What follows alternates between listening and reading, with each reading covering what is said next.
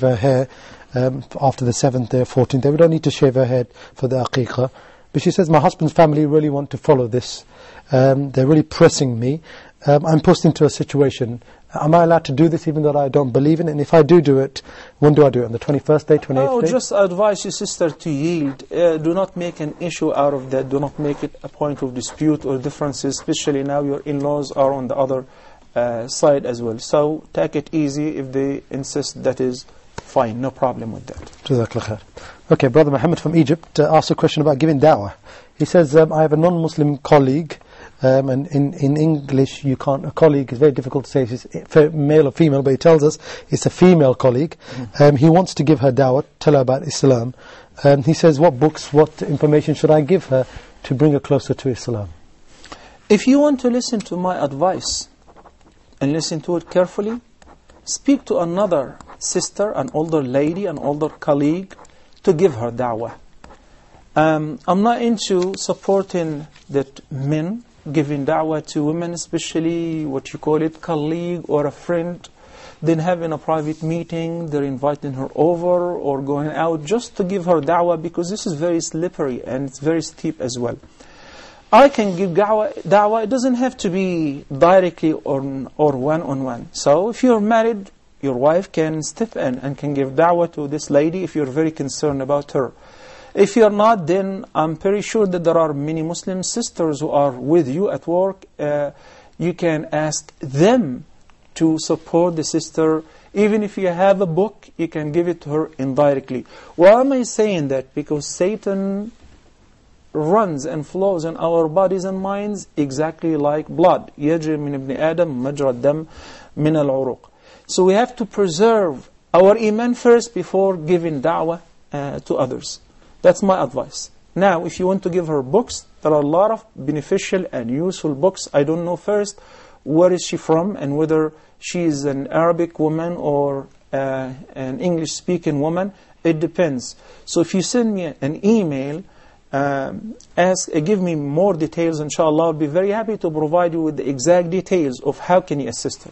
Jazakallah khair. So you can forward an email to ask@huda.tv and I'll forward it straight on to the Sheikh. Jazakallah khair.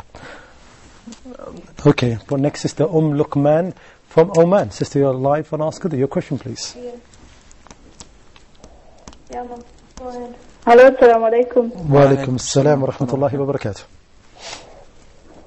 Your question, sister? Yeah, I just was watching the Sheikh taking out the speech and dua for the Palestine people, and I've been very much impressed. It is great, I think. We would like to know if there's any websites where we can, try and help the Palestine. Okay. By sending them money and anything we can do. Okay. From this side, somewhere where we can get through there. Okay. Jazakallah khair. Sister Luqman there from Oman. Sister, actually on the other night we had a special episode about the Gaza Massacre. We had an organisation called Interpal, that's interpal.org. They're an organisation working from the UK who are actively helping and trying to put their aid through to Gaza. So if you want to, you could go to www.interpal.org. And also another organisation called Ummah Welfare Trust. They're also from the United Kingdom and they're working hard. So if you can go to those two websites, you'll find information how to donate to them. Okay, Sheikh, let's get back to some of these questions. Sister Khadija from the United Arab Emirates, she called in asking about bank accounts. She says if a man and a woman are divorced, or they're going through a divorce, they've got two separate bank accounts. One the sister has, one the husband has. They both pay their own money into that account and they're responsible. How do they go about splitting this once they get divorced, Sheikh?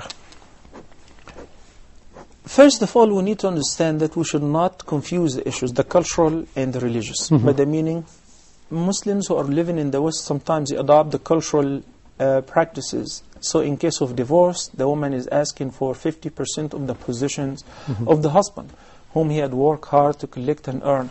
This money is not lawful for her. She is permissible and permitted only to get what Allah subhanahu wa ta'ala appointed for her, such as the child support, the family support, which is due upon the man even after divorce. which we call it the mut'ah, especially in the case of the iddah. And Allah subhanahu wa ta'ala says, فَمَتِّعُوهُنَّ عَلَى الْمُوسِعِ قَدَرُهُ وَعَلَى الْمُقْتِرِ قَدَرُهُ مَتَاعًا بِالْمَعْرُوفِ. That is what's permissible. But if there is a bank account merged, and where we know that the man is the one who's working, and he's the one who's depositing all the money, so that's his. That's his.